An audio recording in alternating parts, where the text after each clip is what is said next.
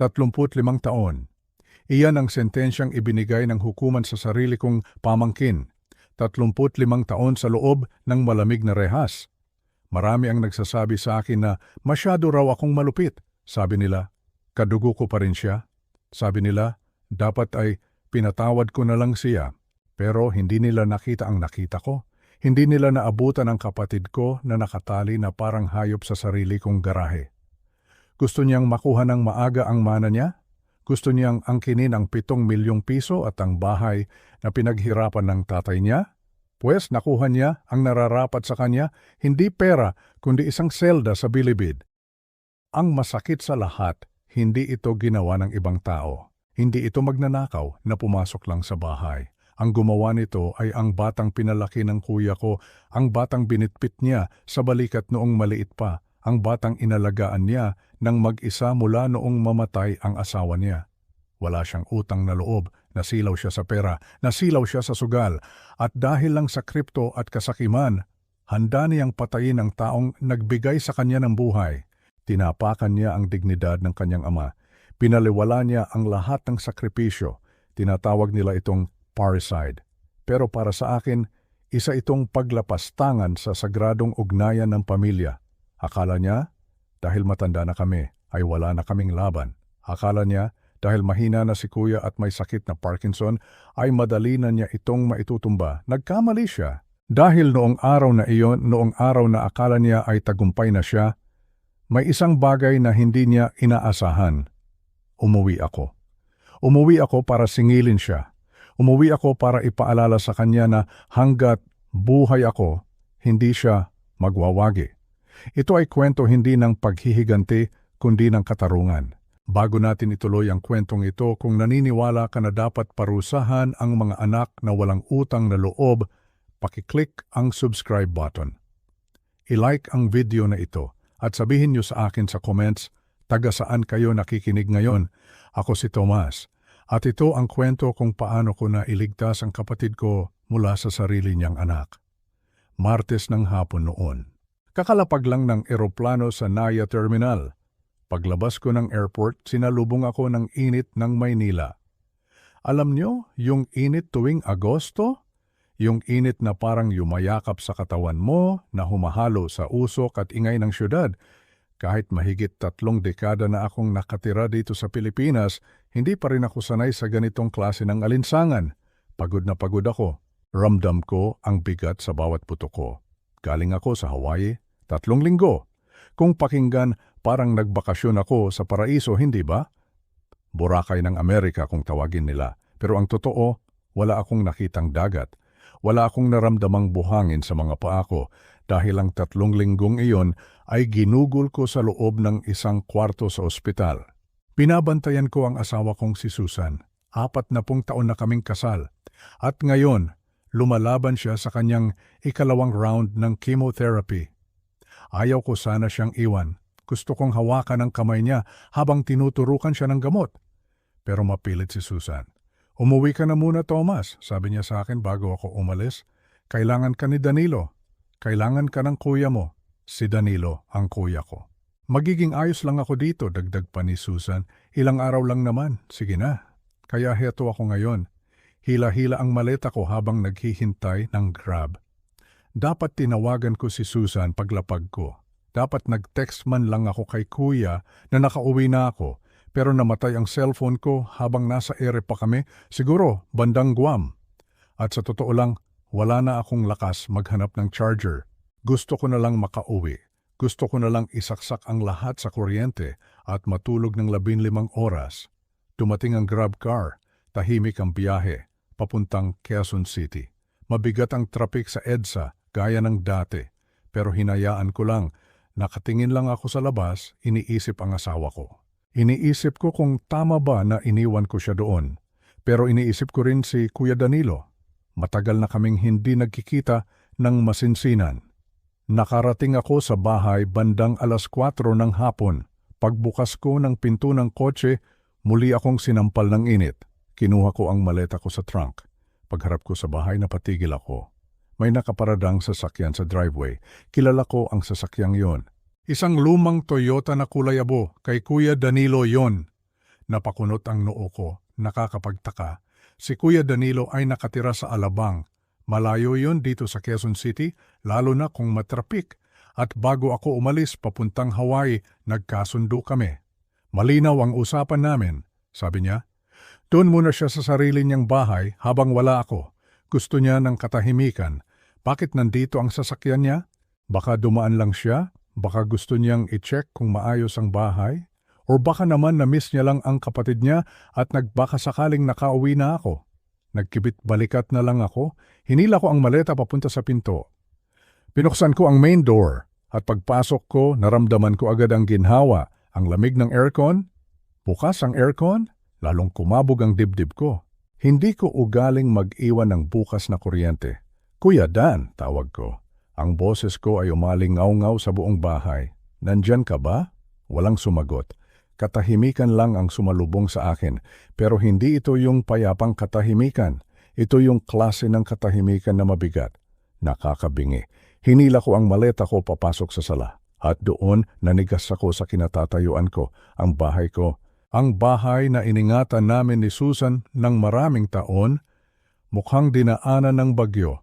Ang mga unan sa sofa nakataob at nagkalat sa sahig. Ang mga drawer ng mesa nakahila at nakabukas. Sa kusina nakita kong nakabukas ang mga pinto ng cabinet. Ang mga papeles sa mesa ko nagkalat na parang basura. Ang una kong naisip, akyat bahay.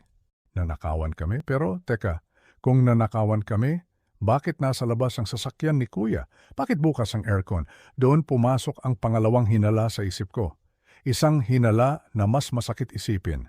Si Kuya Danilo ay may Parkinson's disease. Baka lumala ang sakit niya, baka nalito siya, baka nawala siya sa sarili, nagpanik at naghalughog ng gamit dahil hindi niya alam kung nasaan siya. Nangyayari iyon sa mga pasyente, nawawalan sila ng oryentasyon. Kuya? Sigaw ko, mas malakas na ngayon. Ginamit ko ang boses ko nung pumbiro pa ako. Kuya Dan, nasaan ka? Wala pa ring sagot, pero may narinig ako, kalabog. Mahina lang, parang may bumagsak na mabigat. Napatigil ako. Pinakinggan kong maigi. Kalabog! Kalabog! Galing sa garahe, agad akong tumakbo papunta sa kusina, papunta sa pinto na nagdudugtong sa bahay at sa garahe. Hinawakan ko ang seradura, pinihit ko. Ayaw bumukas. Nakatigil ako. Nakakunci. Ilang taon ko nang hindi nilolak ang pintong ito. Sa katunayan, kailangan pa ng susi para malak ito. At ang susi na yun ay nakatago sa kaloob-loobang bahagi ng isang drawer sa kusina. Sino ba naman ang matinong tao na maglalak ng pinto ng garahe mula sa loob ng sarili niyang bahay? Kuya, ikaw ba yan? Sigaw ko habang kinakalampag ang pinto. Mas maraming kalabog ang narinig ko. Mabilis. Desperado. Parang may nagpupumiglas. Sigurado na ako. Nasa garahe nga, nagsimulang kumabog ang puso ko ng mabilis. Yung klase ng kaba na nagpapalamig sa mga kamay mo, tumakbo ako sa drawer sa kusina. Hinakot ko ang lahat ng laman, mga lumang baterya, mga resibo, mga rubber band, mga twist ties. Nasa na ba yun? Nanginginig ang mga kamay ko habang hinahalukay ang mga basura. Ayun, isang maliit na susing tansop. Dinampot ko ito at tumakbo pabalik sa pinto. Nanginginig ang kamay ko habang isinusuot ang susi sa butas. Ang hirap ipasok. Parang ayaw ng tadhana na makita ko kung ano ang nasa loob. Pero napasok ko rin. Pinihit ko ang susi. Click. Bumukas ang pinto. At bago ko pa man makita ang nasa loob, nauna ko nang naramdaman ang amoy. Sumalubong sa akin ang isang masangsang na amoy. Amoy ng ihi. Amoy ng pawis. Amoy ng dumi. At may isa pang amoy sa ilalim niyon. Amoy ng takot. Amoy ng isang bagay na mali. Maling-mali, madilim sa loob ng garahe. Ang tanging liwanag ay nanggagaling sa maliit na siwang sa ilalim ng automatic door. Kinapa ko ang switch ng ilaw sa dingding. Click! Bumahan ang liwanag sa buong kwarto at doon ko nakita ang bangungot na hinding-hindi ko makakalimutan. Sa isang sulok, malapit sa aking workbench, nandoon ang kapatid ko. Si Kuya Danilo. Nakauniforme pa siya ng pambahay, pero gusot-gusot na ito at marumi. Nakasalampak siya sa sahig. Ang mga kamay niya, nakatali sa likod, gamit ang makakapal na zip ties. Ang bibig niya, tinapalan ng duct tape. Nang magtama ang paningin namin, nakita ko ang mga mata niya, nanlalaki, puno ng luha, puno ng takot, puno ng pagmamakaawa, at higit sa lahat, puno ng sakit na hindi kayang ipaliwanag ng salita. Diyos ko, Danilo, halos mapatid ang hininga ko. Tumakbo ako palapit sa kanya. 3 hakbang lang at nasa tabi na niya ako. Lumuhod ako sa sahig, hindi alintana ang dumi.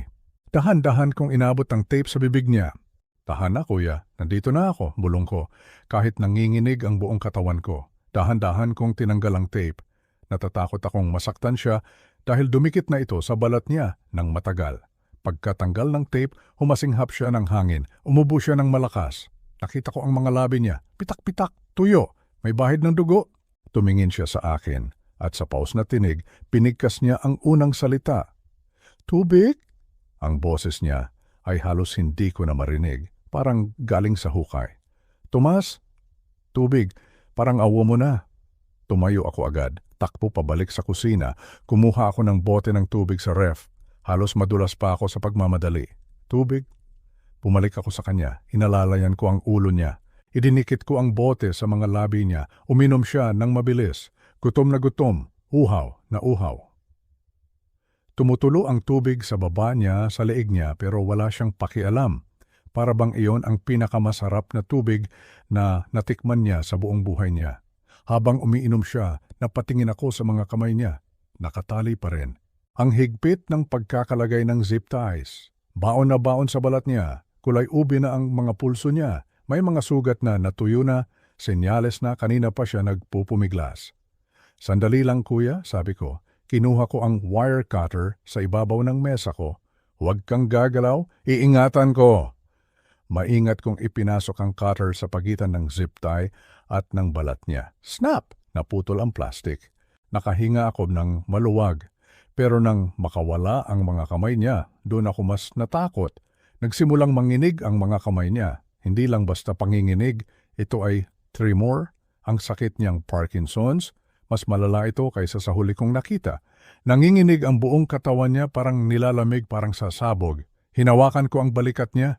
Kuya, gaano katagal? Tanong ko, ang boses ko ay basag. Gaano katagal ka na dito? Tumingin siya sa akin. Ang mga mata niya ay parang nawawala. 5 araw, bulong niya, napatigil ako. Parang huminto ang ikot ng mundo. Ano? 5 araw, Tomas, ulit niya at nagsimula ng tumulo ang luha niya. 5 araw na. Akala ko mamamatay na ako dito. Akala ko hindi ka na dadating. 5 araw, nasa Hawaii ako, nanonood ng TV, natutulog sa malambot na kama, kumakain ng masarap. Habang ang nag-iisang kapatid ko ay nandito, nakakulong, nakatali, uhaw, gutom, sa init ng garahe, sa loob ng sarili kong bahay. Sino ang demonyong gagawa nito? Sino? Tanong ko. Ramdam ko ang galit na umaakyat sa leeg ko. Sinong gumawa nito sa iyo, kuya? May pumasok ba? Akyat bahay? Nakilala mo ba? Umiling si Kuya Danilo. Pumikit siya ng mariin, parang ayaw niyang makita ang katotohanan. Tomas, hikbi niya. Sino kuya? Sabihin mo sa akin. Dumilat siya. At sa gitna ng dumi sa mukha niya, nakita ko ang pagkadurog ng puso ng isang ama. Si Miguel, sabi niya. Natigilan ako. Si Miguel? Ulit ko. Baka mali ako ng dinig. Si Miguel, ulit niya. Ang anak ko, si Miguel ang gumawa nito. Nakatayo ako doon. Parang binuhusan ako ng malamig na tubig, hindi ako makagalaw. Ang tanging naririnig ko ay ang mabibigat na hininga ng kapatid ko at ang sarili kong puso na parang sasabog sa dibdib ko. Ang amoy, iyon ang unang pumasok sa utak ko at ayaw umalis. Hindi ito amoy ng garahe na nakasanayan ko. Walang amoy ng gasolina o langis ng makina. Ang nalalanghap ko ay ang masangsang na amoy ng dumi ng tao. Amoy ng ihi na natuyo at pumatong sa panibagong ihi. Amoy ng pawis na naipon sa loob ng 5 araw sa ilalim ng matinding init ng Agosto. At may isa pang amoy, ang amoy ng takot, ang amoy ng isang taong nawalan na ng pag-asa. Dahan-dahan akong lumapit. Ang mga hakbang ko ay mabibigat, parang ayaw ng mga paa ko na makita ng malapitan ng nasa harapan ko. Si Kuya Danilo. Ang kapatid kong laging malakas, ang kapatid kong tumayong ama. para sa akin noong maagang naulila kami. Ngayon ay nakasalampak siya sa sahig na semento, nakasandal siya sa pader, sa tabi ng workbench kung saan ko inaayos ang mga gamit sa bahay. Ang liit-liit niyang tingnan, parang lumiit siya sa loob ng 5 araw. Ang balat niya ay kulay abo, walang dugo. Ang mga mata niya ay lubog na lubog. At sa paligid nito ay nangingitim dahil sa puyat at hirap. Lumuhod ako sa tabi niya. Hindi ko alintana ang dumi sa sahig. Hindi ko alintana kung madumihan ang pantalon ko. Wala na akong pakialam sa mga bagay na iyon. Kuya, bulong ko. Nanginginig ang kamay ko habang inaabot ko ang balikat niya, ang init ng katawan niya. Nag-aapoy siya sa lagnat.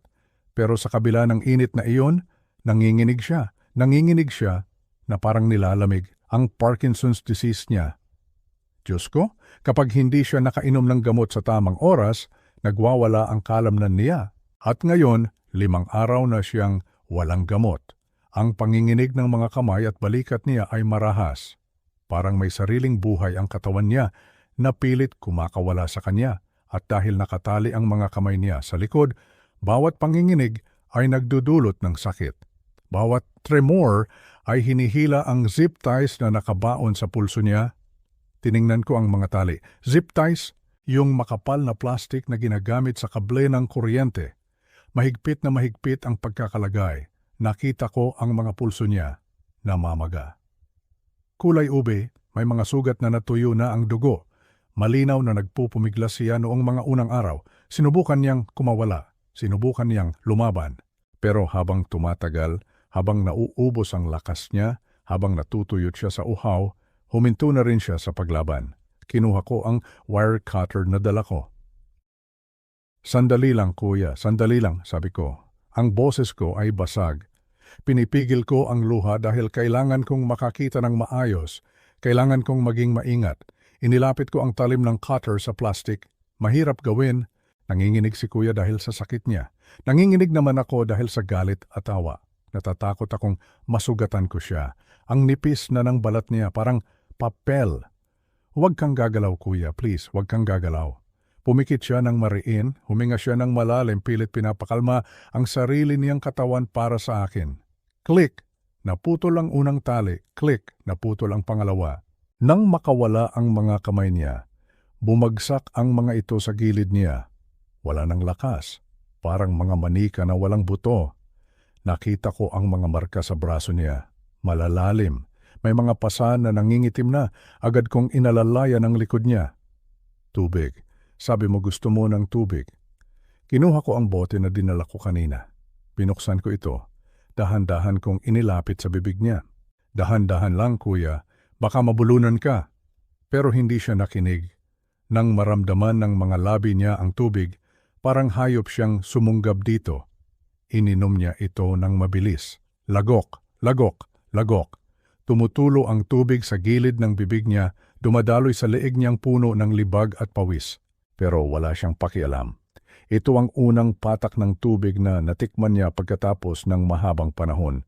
Naririnig ko ang paglunok niya, isang tunog na desperado. Naubos ang isang bote sa loob lang ng ilang segundo. Pahingi pa, pulong niya.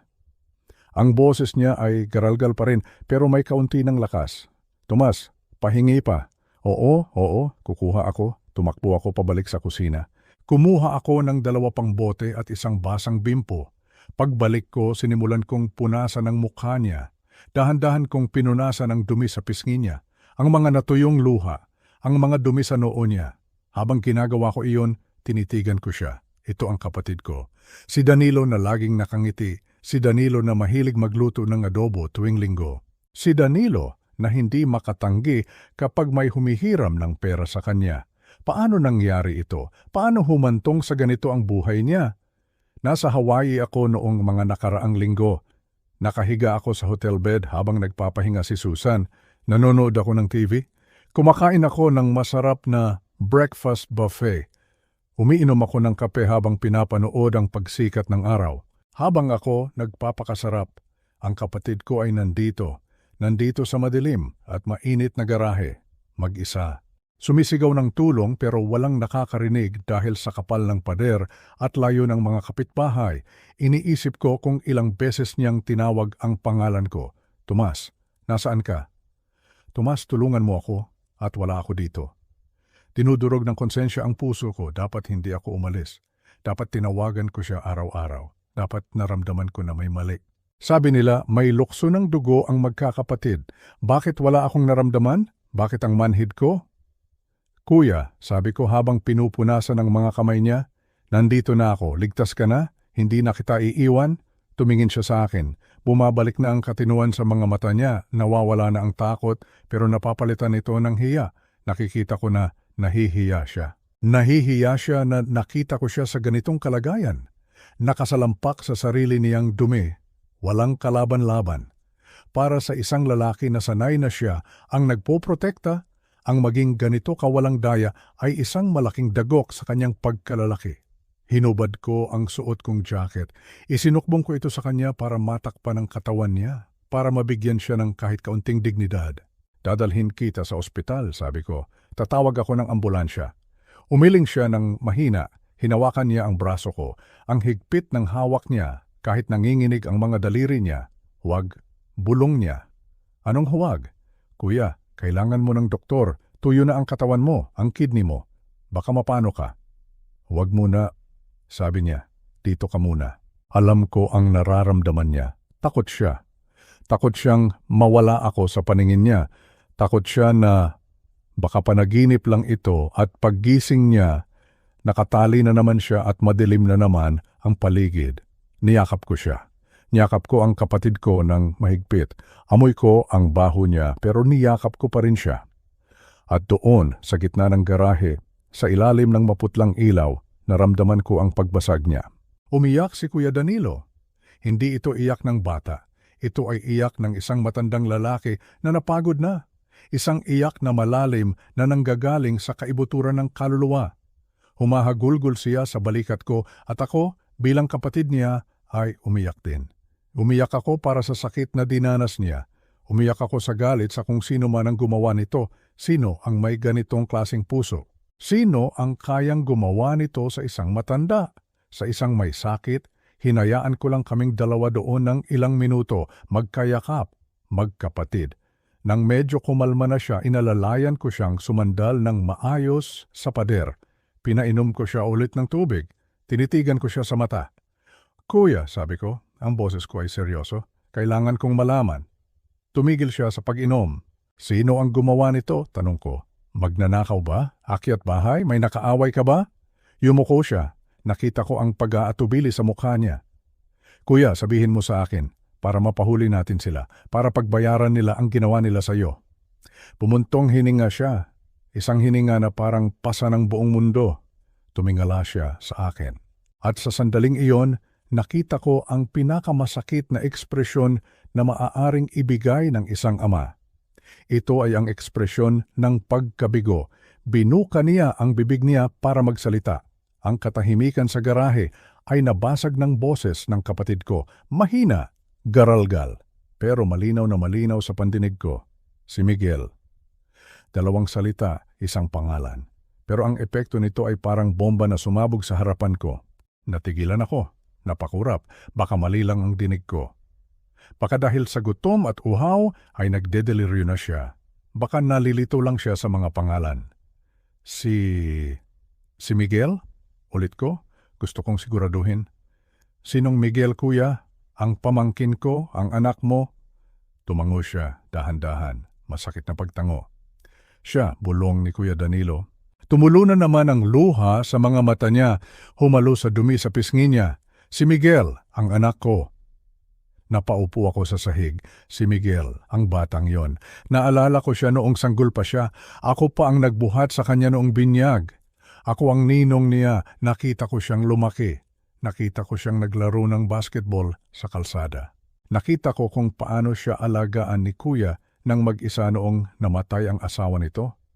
Si Miguel na laging nakabuntot sa tatay niya. Si Miguel na laging nagmamano sa akin tuwing Pasko. Si Miguel. Paano? Paano naging halimaw ang batang yon? Sigurado ka ba, kuya? Tanong ko ulit, kahit alam kong masakit ang tanong na iyon. Baka may kasama siya? Baka pinilit lang siya? Siya, Tomas, sagot ni Kuya. Ang boses niya ay puno ng pait. Siya mismo, siya ang nagtali sa akin. Siya ang naglagay ng tape sa bibig ko. Siya ang nagtulak sa akin dito sa sulok. Naramdaman ko ang dugo na umakyat sa ulo ko. Hindi lang ito simpleng krimen, ito ay paglapastangan. Sa kultura nating mga Pilipino, ang pagmamahal sa magulang ay sagrado. Utang na loob, iyan ang turo sa atin mula pagkabata. Ang mga magulang ang nagbigay ng buhay sa atin, kaya habang buhay tayong may utang na loob sa kanila. Pero ito, ikinulong niya ang sarili niyang ama. Iniwan sa init, sa gutom, sa ihi at dumi. Para saan? Kinuha ko ang cellphone ko. Nanginginig ang kamay ko, pero kailangan kong kumilos. Nagdial ako ng 911. Emergency, sabi ko. Ang boses ko ay matigas, pinipilit kong huwag umiyak. Kailangan ko ng ambulansya at pulis. Dito sa Quezon City, ang kapatid ko, natagpuan ko siya, nakatali, 5 araw na. Habang hinihintay namin ang tulong, hindi ako umalis sa tabi ni Kuya. Hinawakan ko ang kamay niya. Ang lamig na ng kamay niya, kahit mainit ang katawan niya. Darating na sila, Kuya, konting tiis na lang. Ilang minuto lang narinig ko na ang wangwang. Ang tunog ng sirena ay palakas ng palakas. Hudyat na hindi na ito sikreto. Hudyat na malalaman na ng mundo ang kahihiyan na sinapit ng pamilya namin. Dumating ang mga first responders, mga bumbero at rescue team ng Quezon City. Pumasok sila sa garahe. Nakita ko ang gulat sa mga mukha nila. Sanay sila sa aksidente, sanay sila sa sunog, pero iba ang nakita nila ngayon. Nakita nila ang isang matanda, iginapos na parang hayop. Sir, kailangan natin siyang isugod agad, sabi ng head medic. Mababa ang blood pressure niya, dehydrated siya ng malala, at delikado ang kidney niya. Inilagay nila si Kuya sa stretcher. Habang inilalabas nila siya sa bahay, nakita ko ang mga kapitbahay. Nagsilabasan sila, mga usisero, nakatingin, nagbubulungan. Anong nangyari kay Mang Danilo? Bakit may pulis? Ninakawan ba sila? Gusto ko silang sigawan. Gusto kong sabihin na wala kayong pakialam. Pero wala akong lakas. Sumakay ako sa ambulansya kasama ni Kuya. Sa loob ng ambulansya, habang tinuturukan siya ng suwero, nakatingin lang ako sa kanya, nakapikit siya. Mukha siyang payapa, pero alam kong naghihirap ang katawan niya. Dumating kami sa St. Luke's Medical Center. Agad siyang ipinasok sa emergency room. Doon, hinarap ako ng mga doktor. Seryoso ang mga mukha nila. Mr. Tomas, sabi ni Dr. Santos, ang nephrologist, muntik na ang kapatid mo. Severe dehydration. Nagsisimula ng bumigay ang kidney niya dahil sa kakulangan ng tubig at pag-ipon ng lason sa katawan. Kung nahuli ka pa ng isang araw, baka wala na tayong pinag-uusapan ngayon. Napaupo ako sa waiting area pagkaalis ng doktor. Isang araw na lang ang pagitan ng buhay at kamatayan. Kung nag-extend pa ako sa Hawaii, kung natulog muna ako pagka-uwi ko, patay na sana ang kapatid ko ngayon. Dumating ang mga pulis sa ospital, si Detective Mendoza, isang veteranong investigador na kilala ko noong nasa serbisyo pa ako. Nilapitan niya ako. May dala siyang notebook. Tomas, sabi niya, kailangan nating pag-usapan ang nangyari. Sabi ng medic, may binanggit daw ang kapatid mo na pangalan. Tumango ako. Ang bigat sa dibdib, ang hirap sabihin. Dahil sa oras na sabihin ko ito sa pulis, magiging opisyal na. Magiging kaso na, ipapakulong ko ang sarili kong kadugo, pero naalala ko ang itsura ni Kuya sa garahe. Naalala ko ang zip ties. Huminga ako ng malalim. Si Miguel, sabi ko, si Miguel Santos, ang anak niya. Natigilan si Detective Mendoza, maging siya ay nagulat. Parricide, bulong ng detective. Iyan ang tawag sa krimen na yan, Thomas. Pagtatangka sa buhay ng sariling magulang, mabigat na kasos yan. Walang piyansa kung mapatunayan na malakas ang ebidensya. Alam ko na, sabi ko. Gawin niyo ang trabaho niyo, detective. Hulihin niyo siya. Kahit pamangkin ko siya, hulihin niyo siya. Nang gabing iyon, habang nakahiga si Kuya sa ICU, nagdasal ako. Hindi ako palasimba. Pero nang gabing iyon, napaluhod ako sa gilid ng kama niya. Nagdasal ako na mabuhay siya. At nagdasal ako na bigyan ako ng lakas para harapin ang demonyong si Miguel. Dahil hindi ko mapapatawad ang ginawa niya. Hinding-hindi. Kinabukasan, inilipat na si Kuya Danilo sa regular na kwarto, pero mahina pa rin siya. Nakakabit pa rin ang suwero sa braso niya. Nandoon si Detective Mendoza para kunin ang formal na salaysay. Nandoon din ako, nakaupo sa gilid, nakikinig sa bawat salitang lumalabas sa bibig ng kapatid ko. At bawat salita ay parang kutsilyo na humihiwa sa puso ko. Bakit kuya? Tanong ko noong kami na lang ang naiwan. Bakit niya ginawa to? Dahil lang ba sa pera? Tumingin si kuya sa kisame. Ang mga mata niya ay blangko. Pera, sabi niya. Laging pera, Tomas. Nagsimula siyang magkwento, 3 linggo na ang nakararaan. Noong kakalis ko lang papuntang Hawaii, pumunta si Miguel sa bahay ko. Akala ni kuya, dadalaw lang ang anak niya para mangamusta. Masaya pa siya noon, nagluto pa siya ng merienda. Pero iba ang pakay ni Miguel. Pagpasok niya, iba ang tingin niya, kwento ni kuya. Balisang-balisa, pinagpapawisan, ang bilis magsalita.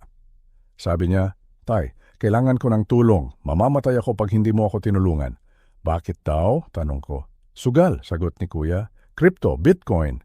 Kung ano-anong online gambling. Talo daw siya, ubos na ang ipon niya, ubos na pati ang pera ng asawa niya. At ngayon may mga pinagkakautangan siya, mga loan shark, mga sindikato. Pinagbabantaan daw siya.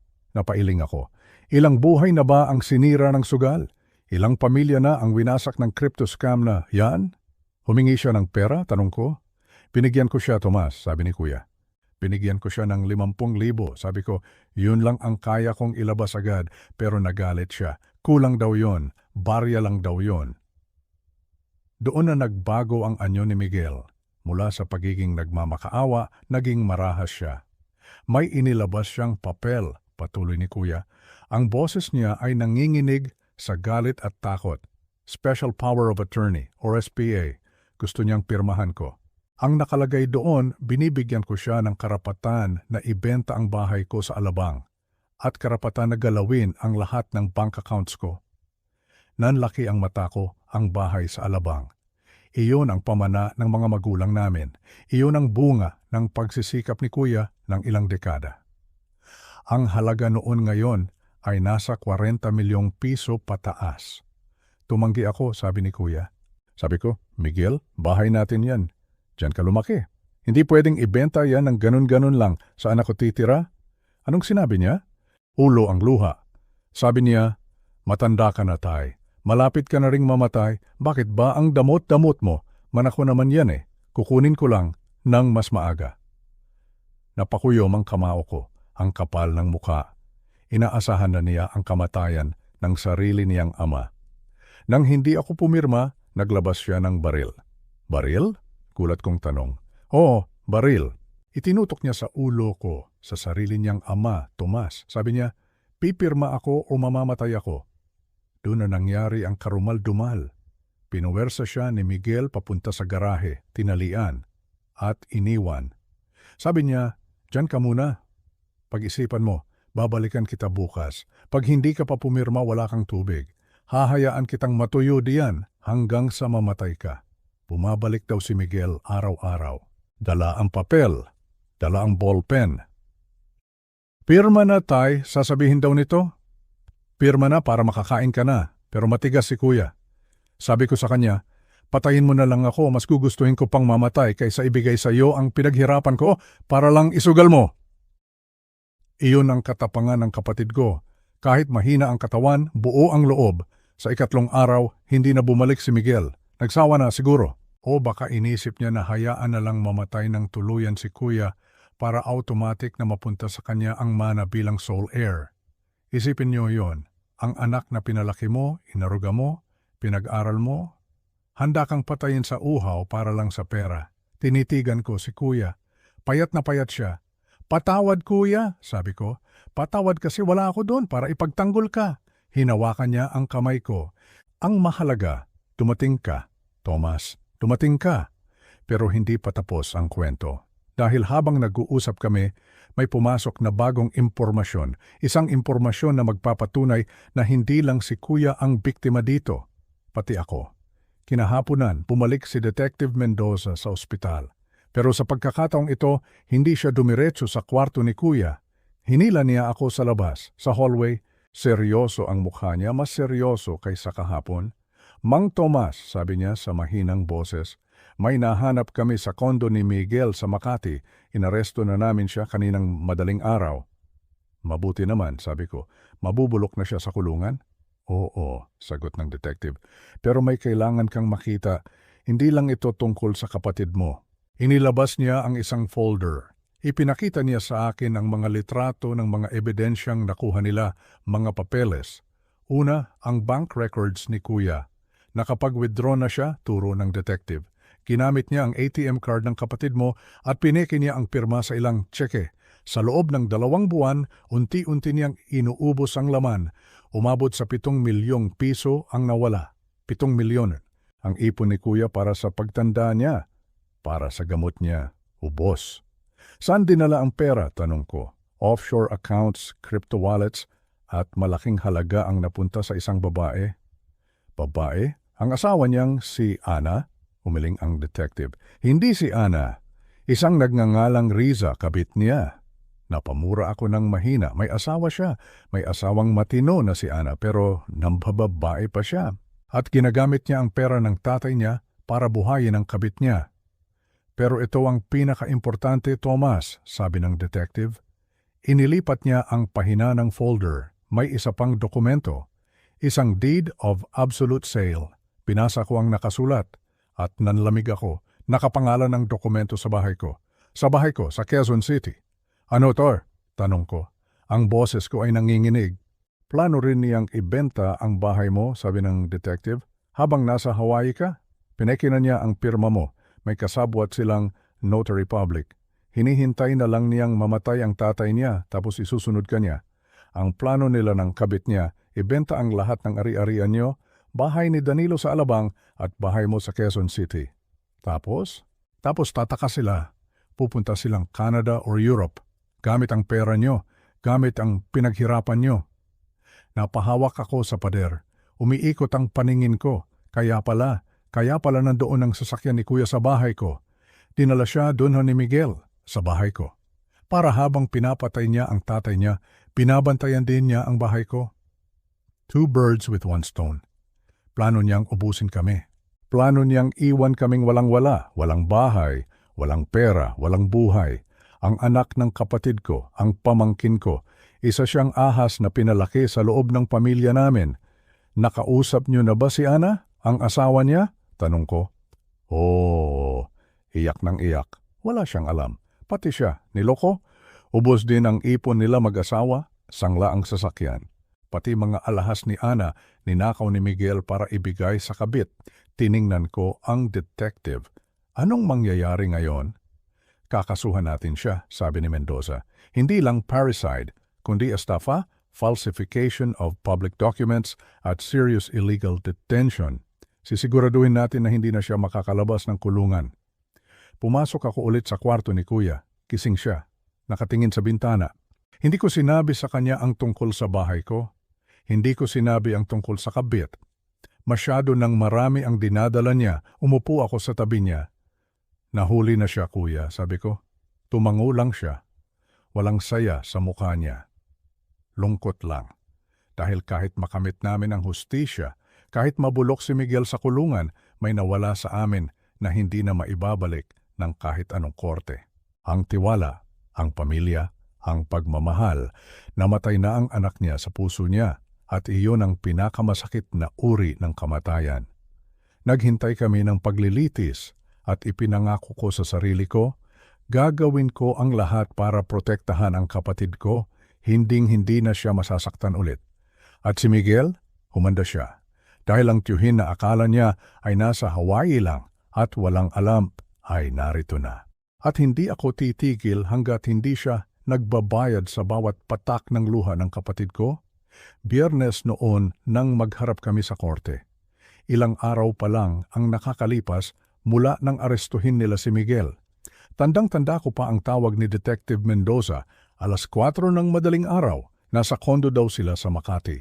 Tulog na tulog si Miguel at ang asawa niyang si Ana nang pasukin sila ng mga pulis. Ayon sa report, nagulat daw si Miguel. Nagkunwari pa siyang walang alam.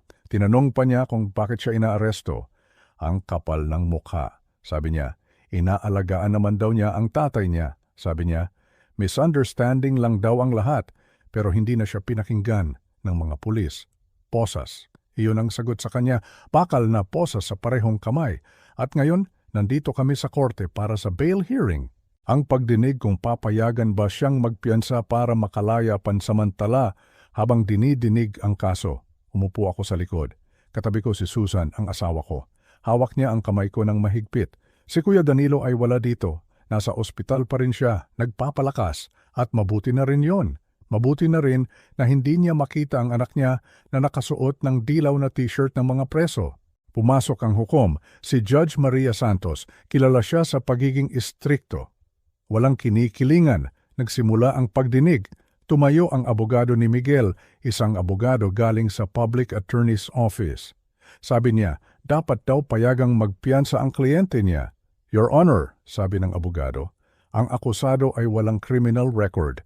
Siya ay isang profesional. At higit sa lahat, ito ay isang alitan lamang sa loob ng pamilya. Hindi siya banta sa lipunan. Ang hinihinging piyansa na kalahating milyon ay sobra-sobra. Napatawa ako ng mapait. Alitan sa pamilya. Ang iwanan ang tatay mo na mamatay sa uhaw at gutom. Alitan lang ba yon? Tumayo ang piskal, si Piskal Tan. Matapang ang babaeng ito. Inilatag niya ang mga ebidensya sa mesa ng hukom. Your Honor, panimula niya, ang boses niya ay malinaw at matigas. Ang kasong ito ay hindi simpleng away pamilya. Ito ay frustrated parricide. Ito ay serious illegal detention. Ito ay elder abuse. Ipinakita niya ang mga litrato. Ang litrato ni Kuya sa garahe, ang zip ties na may bahid ng dugo, ang duct tape, ang itsura ng kapatid ko na parang putot balat. Napasinghap ang mga tao sa loob ng korte kahit ang hukom napakunot ang noo. Ang akusado, patuloy ni Fiscal Tan, ay nagnakaw ng mahigit 12 milyong piso mula sa sarili niyang ama at tiyuhin. Gumamit siya ng peking dokumento, pinalsipikan niya ang power of attorney at may ebidensya kami na plano niyang tumakas papuntang ibang bansa sa oras na makuha niya ang pera. Tumingin ang piskal kay Miguel. Iiwan niya ang ama niya na mamatay sa garahe habang nagpapakasarap siya sa ibang bansa. Iyan ba ang taong nararapat bigyan ng kalayaan? Ang taong kayang patayin ang sariling kadugo para sa pera ay kayang pumatay ng kahit sino. Siya ay isang flight risk. Siguradong tatakas siya. Katahimikan sa loob ng sala. Tumingin si Judge Santos kay Miguel. Nakayuko lang ang pamangkin ko, hindi makatingin. Siguro ay nahihiya o siguro ay nag-iisip na ng ibang palusot. Pinasa ng hukom ang desisyon dahil sa bigat ng krimen, sabi ng hukom, at dahil sa matibay na ebidensya na may planong tumakas ang akusado, ang hiling na piyansa ay ibinabasura. Denied. Walang piyansa. Mananatili si Miguel Santos sa kulungan habang dinidinig ang kaso. Pagtatapos ng hukom, nakahinga ako ng maluwag. Parang nabunutan ako ng tinik. Lumingon si Miguel. Tumingin siya sa akin. Wala akong nakitang pagsisisi sa mata niya. Ang nakita ko ay galit. Galit siya dahil nahuli siya. Galit siya dahil nasira ang plano niya. Galit siya dahil nandito ako. Tinitigan ko siya pabalik. Hindi ako natitinag. Tapos na ang panahon na ako, ang tito na nagbibigay ng regalo sa kanya. Ngayon, ako ang tito na sisiguraduhin na pagbabayaran niya ang bawat patak ng luha ng kapatid ko. Dinala siya ng mga jail guards pabalik sa selda. Umuwi ako sa bahay para ibalita kay Kuya. Pagpasok ko sa kwarto niya, nakaupo siya sa kama.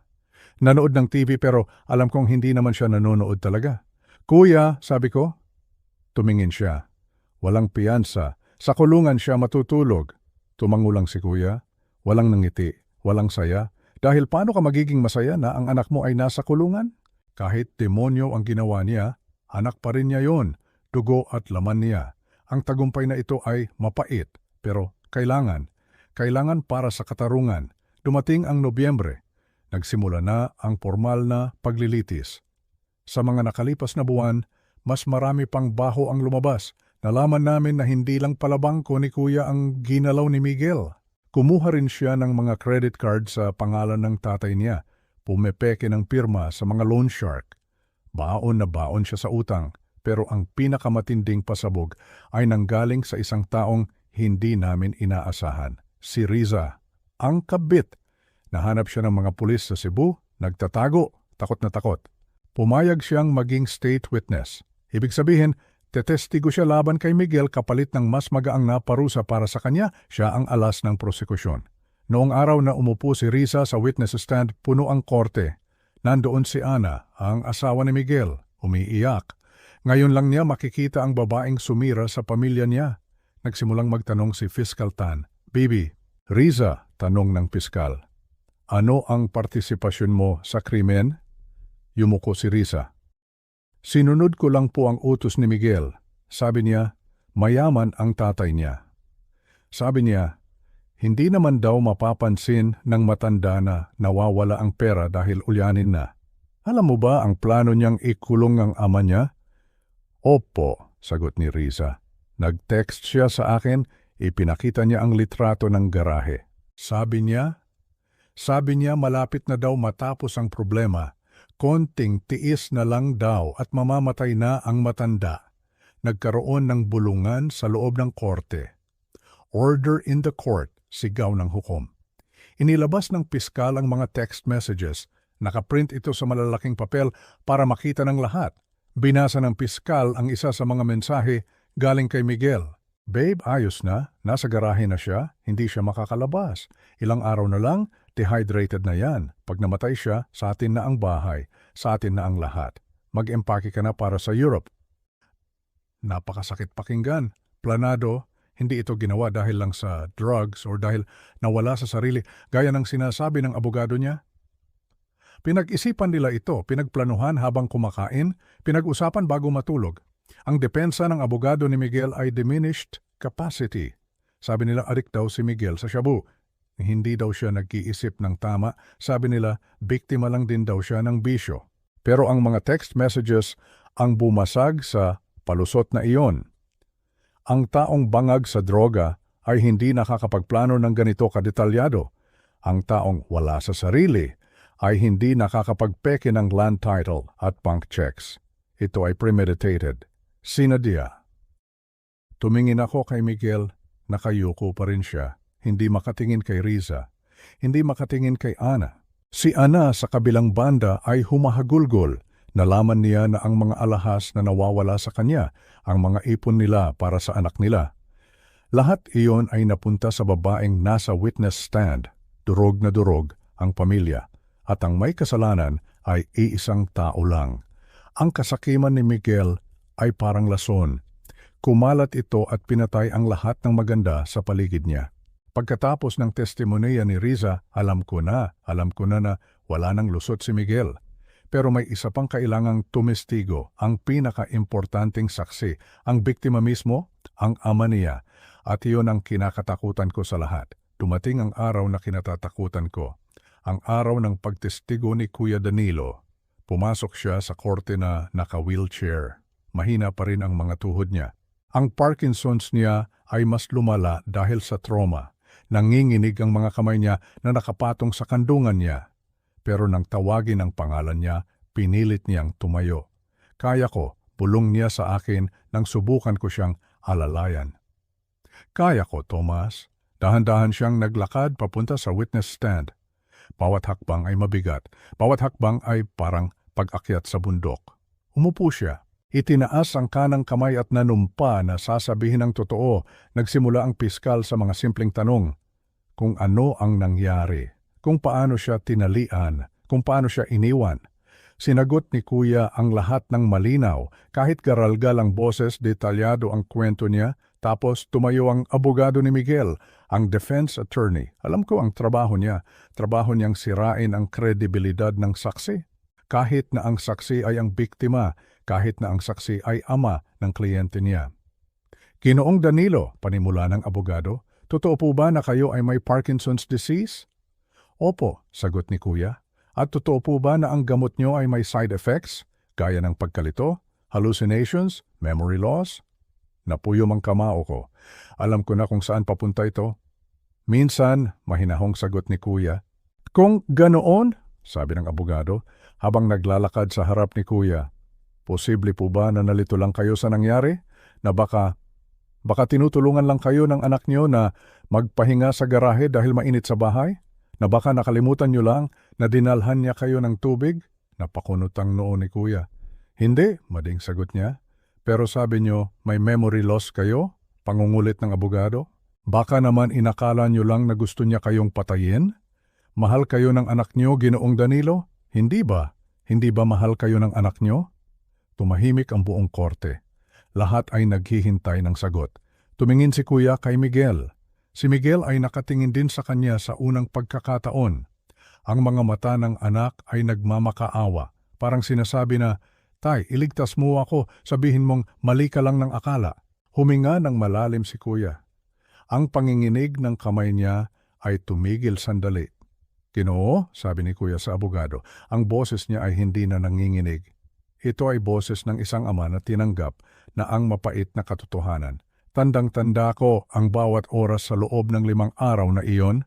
Tandang-tanda ko ang init, ang uhaw, ang sakit ng pagkakatali. At tandang-tanda ko ang sinabi ng anak ko. Tumingin siya ng diretso sa mata ni Miguel. Akala ko mahal niya ako, sabi ni Kuya. Buong buhay ko, akala ko mahal niya ako. Ibinigay ko ang lahat, pero nagkamali ako. Ang batang minahal ko ay matagal nang patay. Ang nakaupo diyan ay isang estranghero na gustong mamatay ako para sa pera. Wala na akong anak, pagtatapos ni Kuya. Napasinghap ang mga tao. Si Ana ay napahagulgol ng malakas. Yumuko si Miguel. Gumuho ang mundo niya. Wala nang tanong ang abogado. Wala na siyang masabi. Ang katotohanan ay lumabas na, hindi galing sa ebidensya, kundi galing sa pusong wasak ng isang ama. Bumaba si Kuya sa witness stand. Sinalubong ko siya at niyakap. Tapos na Kuya, bulong ko. Tapos na. Disyembre na nang ibaba ang hatol. Pasko na sa Pilipinas pero wala kaming nararamdamang diwa ng Kapaskuhan. Ang korte ay puno ulit. Nag-deliberate ang hukom ng ilang linggo. Pinag-aralan ang lahat ng ebidensya, ang zip ties, ang medical records, ang text messages, ang testimonya ni Riza, at ang huling salita ni Kuya. Tumayo ang akusado, utos ng clerk of court. Tumayo si Miguel, nanginginig siya. Payat na rin siya ngayon. Ang yabang niya noong una ay wala na. Mukha na siyang basahan. Pinasa ni Judge Santos ang hatol. Sa kasong frustrated parricide, ang hukuman ay napatunayan na ang akusado ay guilty beyond reasonable doubt. Sa kasong serious illegal detention, guilty. Sa kasong estafa at falsification of documents, guilty. Sunod-sunod na guilty, walang kawala. Ang akusado ay hinahatulan ng reklusyon perpetua, pagkakulong ng hanggang 40 taon nang walang parol sa unang 30 taon. 35 taon hanggang 40. Magiging 73 anyos na siya paglabas niya. Mas matanda pa sa edad ni Kuya ngayon, ang buong buhay niya ay uubusin niya sa loob ng bilibid. Tinanong ng hukom kung may gustong sabihin si Miguel bago siya dalhin. Lumingon si Miguel sa amin, lumapit siya sa bar. Tumingin siya kay Kuya Danilo, umiiyak siya, uhog at luha naghahalo sa mukha niya.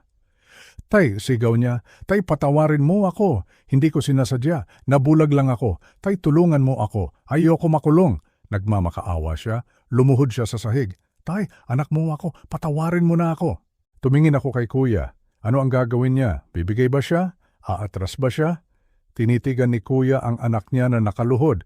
Ang mukha ni Kuya ay blangko. Wala nang galit, wala nang awa, wala nang pagmamahal. Para siyang nakatingin sa hangin. Dalin niyo na siya, mahinang sabi ni Kuya sa mga guard. Hindi niya kinausap si Miguel. Hindi niya sinagot ang sorry nito dahil ang sorry na iyon ay hindi para sa ama niya. Ang sorry na iyon ay para sa sarili niya dahil makukulong siya. Hinila ng mga guard si Miguel habang nagwawala ito. Tay! Tay! Nawala ang boses niya sa likod ng pinto. Katahimikan. Tapos na. Lumabas kami ng korte, maliwanag ang araw sa labas, pero ang lamig ng hangin. Nakamit namin ang hustisya. Nakulong ang may sala, ligtas ang bahay, ligtas ang pera. Pero nang tingnan ko si Kuya, nakita ko ang totoo. Wasak na wasak siya. Ang hustisya ay para sa batas. Pero para sa puso ng isang magulang, Walang panalo sa laban na ito. Ipinakulong mo ang sarili mong anak. Paano ka magse-celebrate? Hinawakan ko ang balikat niya. Uwi na tayo, kuya, sabi ko. Tumango siya. Oo, Thomas, uwi na tayo. Sumakay kami sa kotse. At sa unang pagkakataon sa loob ng maraming buwan, nakatulog si kuya ng mahimbing sa biyahe pa uwi. Wala nang bangungot ng garahe, pero alam kong may bagong bangungot na papalit, ang alaala ng anak na nawala sa landas. Ito ang kabayaran ng hustisya, at handa kaming bayaran ito para sa kapayapaan. Lumipas ang mga buwan pagkatapos ng hatol ng korte.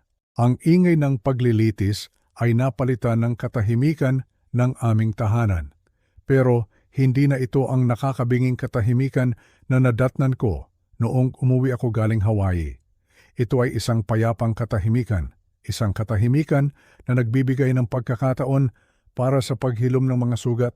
Sinubukan naming bawiin ang perang ninakaw ni Miguel. Mahirap, napakahirap. Ang mahigit 12 milyong piso na pinaghirapan ni Kuya Danilo at ang nakuha sa akin ay halos naglaho na parang bula.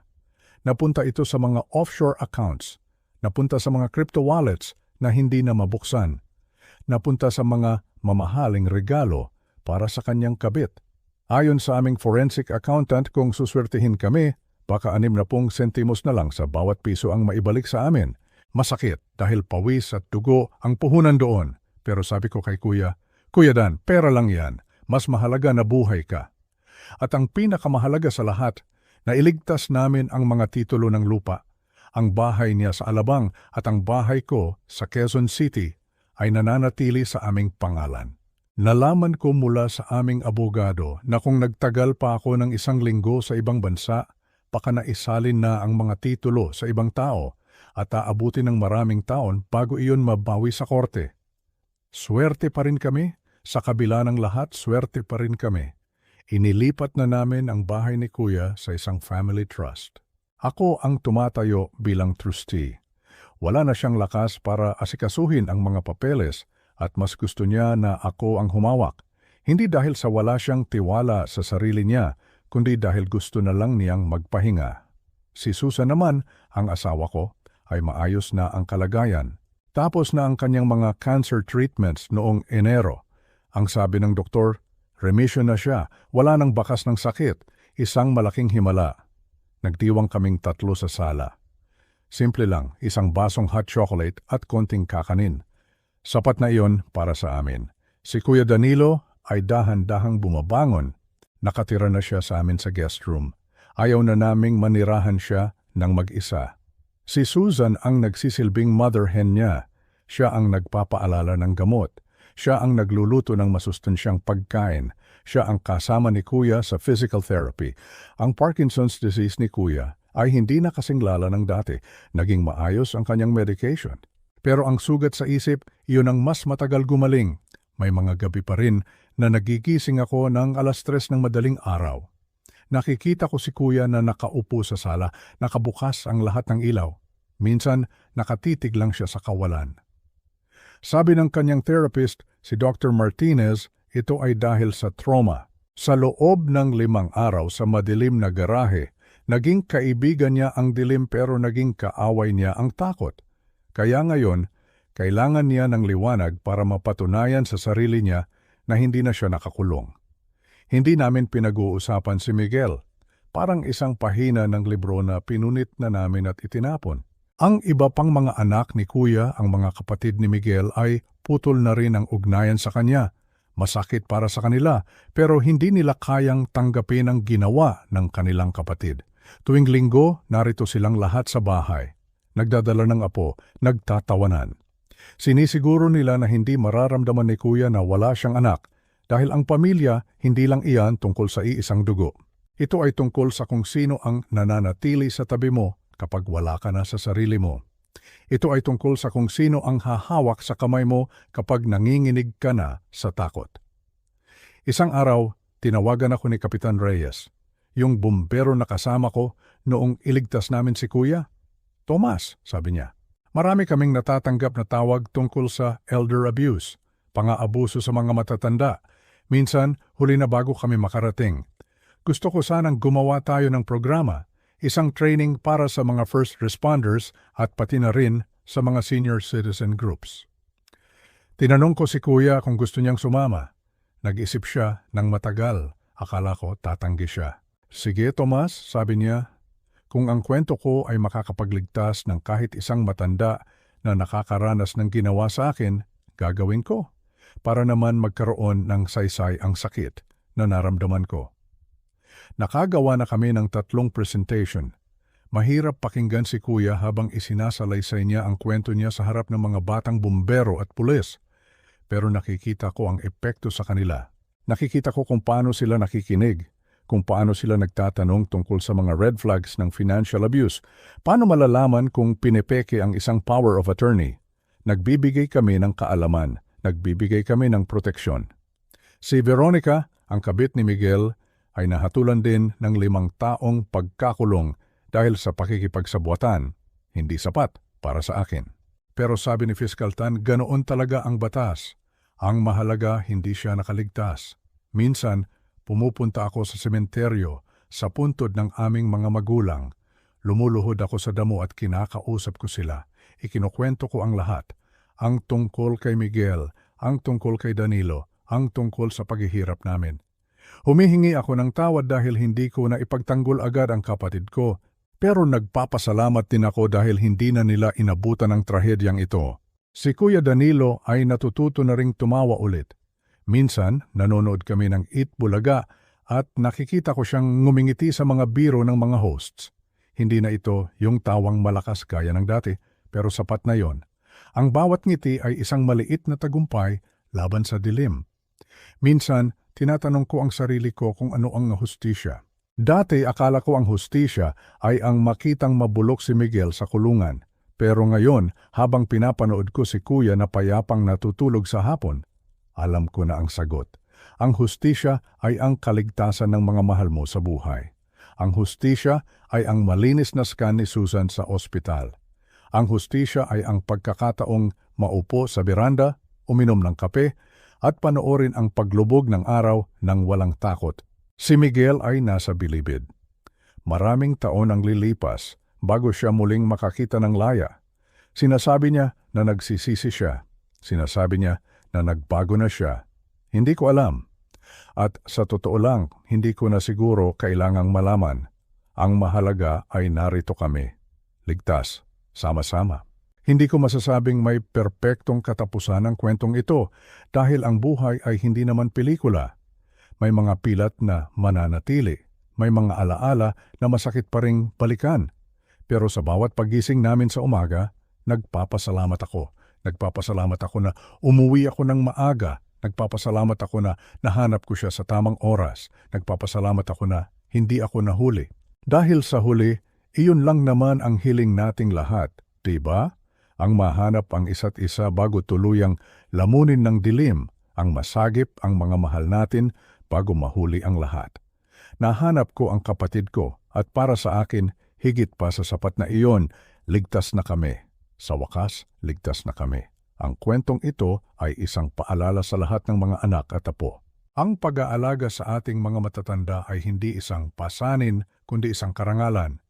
Huwag nating hayaang mabulag tayo ng pera o kasakiman. Dahil ang yaman ay nauubos, pero ang pamilya ay habambuhay. Salamat sa pakikinig sa aming kwento. Kung may kakilala kayong nakakaranas ng pang-aabuso, huwag matakot magsalita. Huwag hayaang maging huli ang lahat. Ako si Thomas at ito ang katapusan ng aming paglalakbay hanggang sa muli.